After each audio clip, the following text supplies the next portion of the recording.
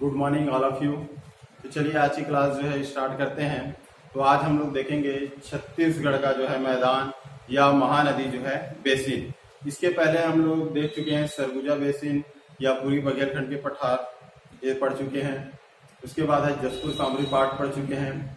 अब आज हम लोग पढ़ेंगे छत्तीसगढ़ का जो है मैदान। छत्तीसगढ़ का मैदान या इसको कहा जाता है महानदी बेसिन। महानदी बेसिन कहा जाता है। ठीक है, तो हम देख लेते हैं छत्तीसगढ़ का जो है मैदान। अगर मैप बनाएं तो इस प्रकार से जो है मैप बनेगा।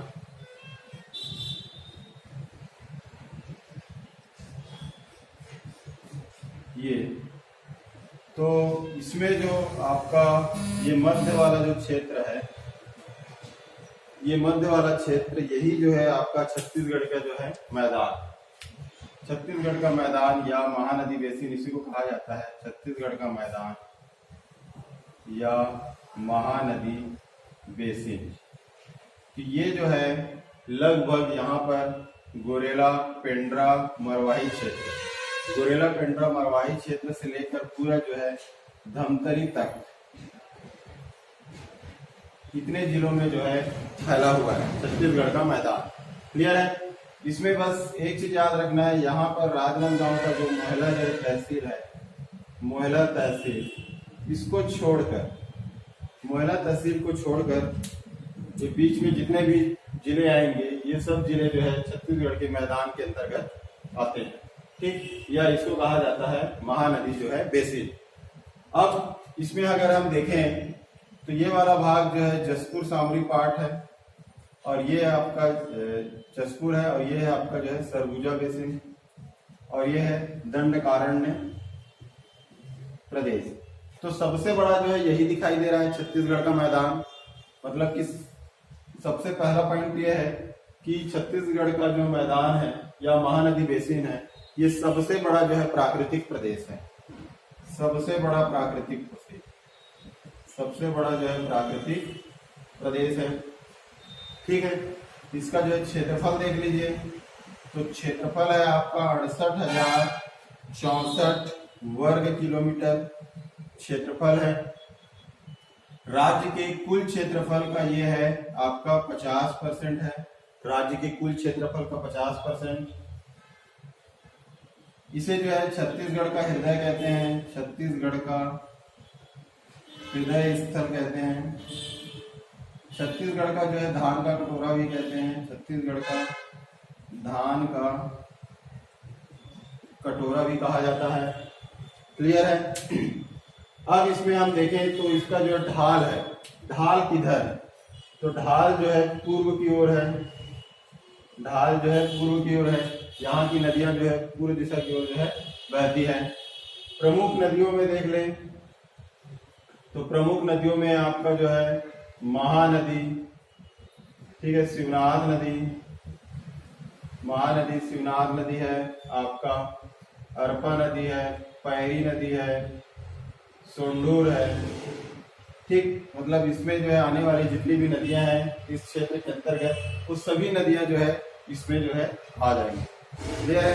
और जब नदियां वाला पार्ट पढ़ाऊंगा तो आपको जो है पूरी नदियां जो है यहाँ पर जो याद हो जाएगा।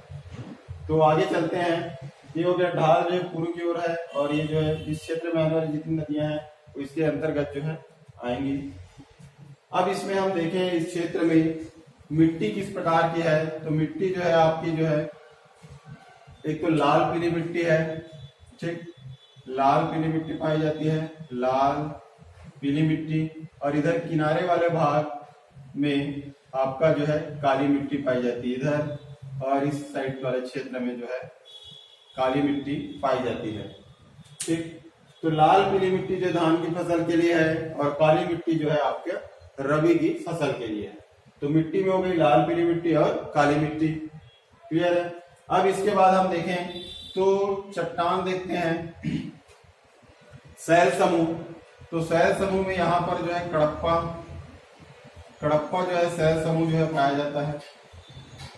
ठीक, कडप्पा शैल समूह। कडप्पा शैल समूह का प्रमुख खनिज क्या है? आपका चूना और डोलोमाइट।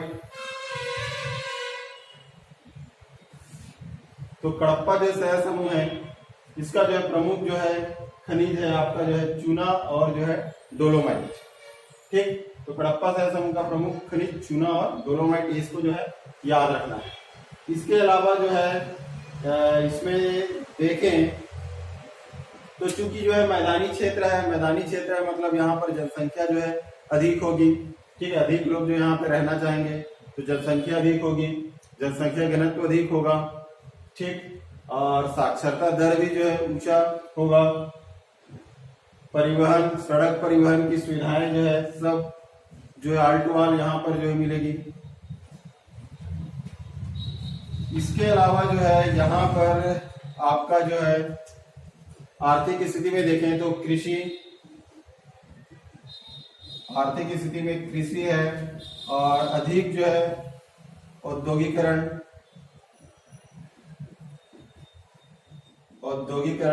ठीक है, तो इस क्षेत्र में जो है उद्योग जो है अधिक मात्रा में होंगे और कृषि, ठीक, परिवहन और संचार की सुविधाएं जो है ना सबसे अधिक जो है यहाँ पर ही मिलेगी, सड़क सुविधाएं मिलेगी।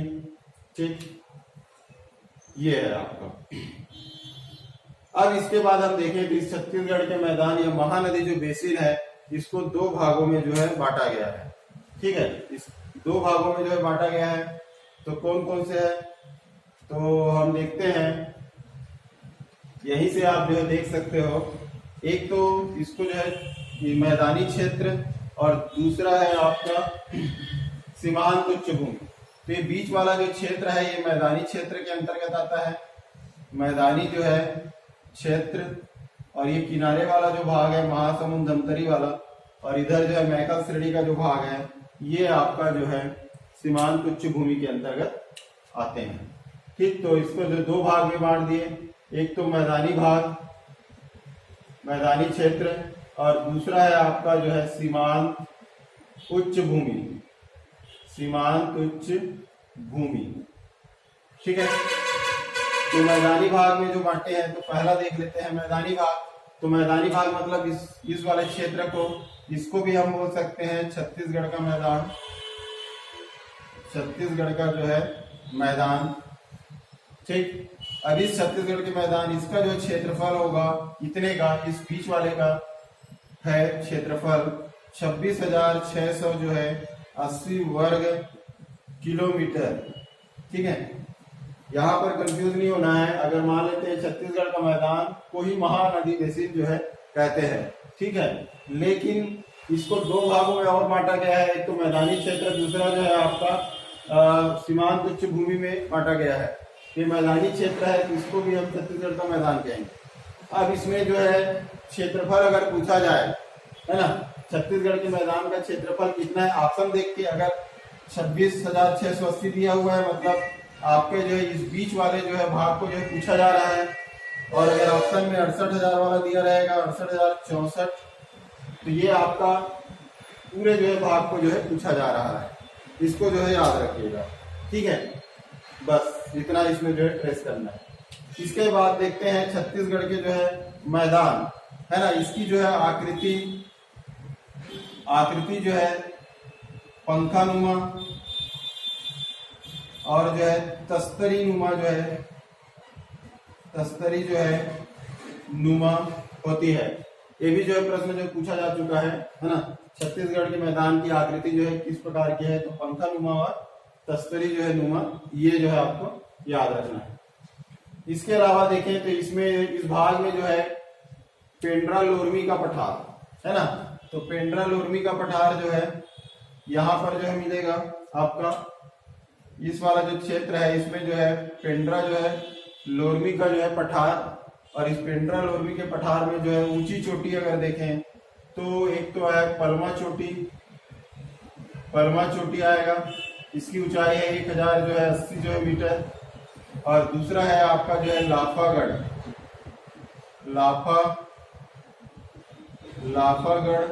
इसकी ऊंचाई है 1048 मीटर। ठीक है। तो लाफागढ़ जो है ये कवर्धा कोरबा जिले में है, और पलमा चोटी जो है ये पहले बिलासपुर में था, अब गोरेला पेंड्रा मरवाही हो गया है, तो ये उसमें जो है चले गए हैं, ठीक है, पलमा चोटी। लेकिन अगर क्वेश्चन पूछा जाता है और ऑप्शन में अगर बिलासपुर दिया है, गोरेला पेंड्रा मरवाही क्षेत्र अगर नहीं दिया है ऑप्शन में, तो इसका मतलब है पुराना क्वेश्चन जो पूछा जा रहा है उसके हिसाब से हमको बिलासपुर लेना है, ठीक। तो पलमा चोटी हो गया आपका 1080 मीटर, और लाफागढ़ हो गया इसकी ऊंचाई 1048 जो है मीटर। क्लियर है यहाँ तक। इसके बाद हम देखें तो बिलासपुर रायगढ़ का मैदान, तो बिलासपुर जो है रायगढ़ का मैदान जो है ये पूरा रायगढ़ तक जो है फैला रहेगा, बिलासपुर रायगढ़ का मैदान। और इस बिलासपुर रायगढ़ के मैदान में आपका जो है एक मिलेगा दलहा पहाड़ जो कि जांजगीर चांपा में है, और इसकी ऊंचाई है 700 से जो है 750 मीटर।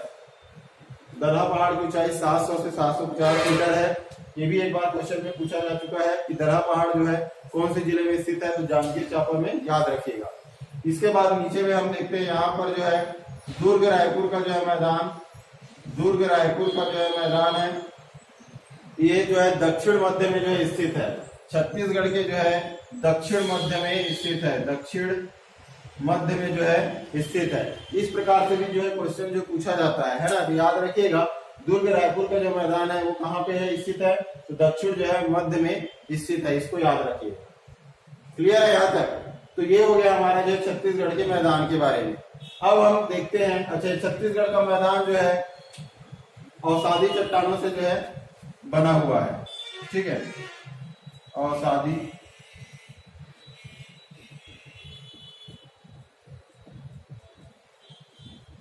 चट्टानों से बना है। ये भी जो है प्रश्न जो पूछा जा चुका है ना।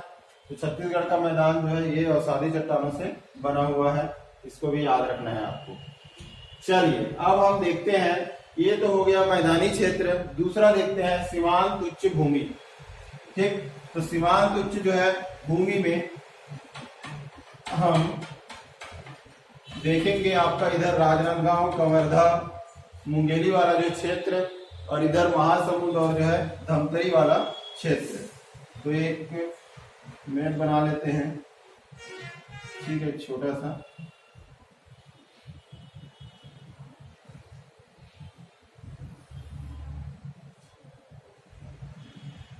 ठीक है, इस प्रकार से मैप है, ये ले लेते हैं।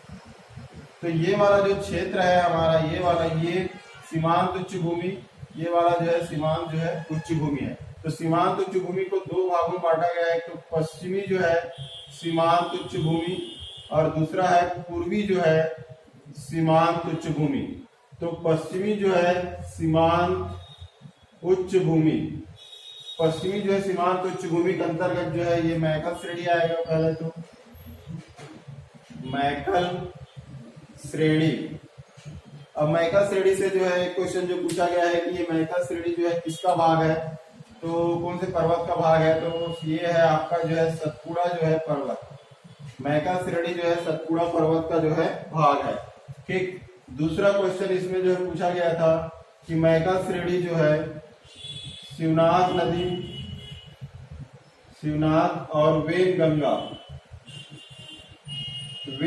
को जो है अलग करती है, ठीक है। शिवनाथ नदी इस तरफ से निकलती है, और वेनगंगा इधर महाराष्ट्र से निकलती है। उसके बीच, दोनों के बीच में जो है आपका मैकल जो है श्रेणी है, मतलब मैकल श्रेणी जो है शिवनाथ और जो है वेनगंगा को अलग करती है। तीसरा पॉइंट है आपका जो है इधर नर्मदा नदी है, और इधर जो है आपका महानदी है। तो नर्मदा और जो है महानदी को अलग करती है, नर्मदा और जो है महानदी को अलग करती है, ठीक है। तो मैकल श्रेणी जो है याद रखिएगा, दो क्वेश्चन, शिवनाथ और वेनगंगा को अलग करती है, क्वेश्चन पूछा जा चुका है।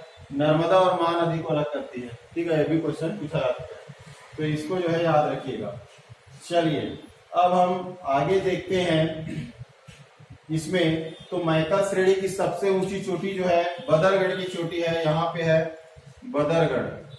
बदरगढ़ जो है आपका जो है कवर्धा में है, कवर्धा जिला, कबीरधाम जिला, ठीक है।